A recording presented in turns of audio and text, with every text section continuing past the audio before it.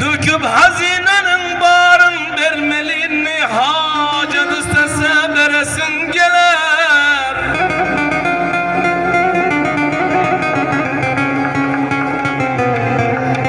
Güzel badır üzüm boylu yalkımı, karanlık gecede düşer yalkımı.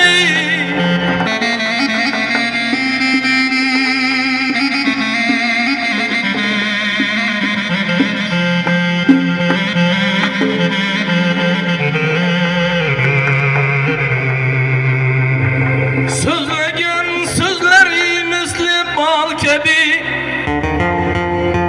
ay Zafer eke sözlegen sözleri misli bal kebi, nereden bulsa tapıp alasın gelen.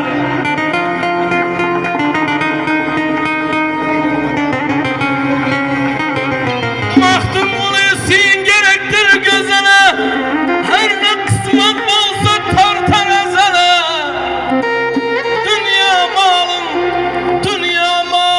Harcadı yakşı gözele, yamanın yanından, yamanın yanından kaçasın gelir.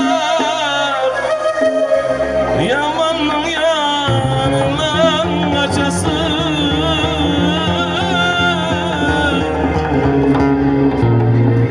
Rahmat, mayli, katta kız olsun.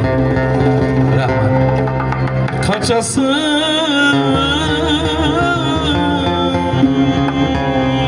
gelir. Ajlar Zafer akam aytdilar shu iloji bo'lsa opa haqida. Fon berib turaver.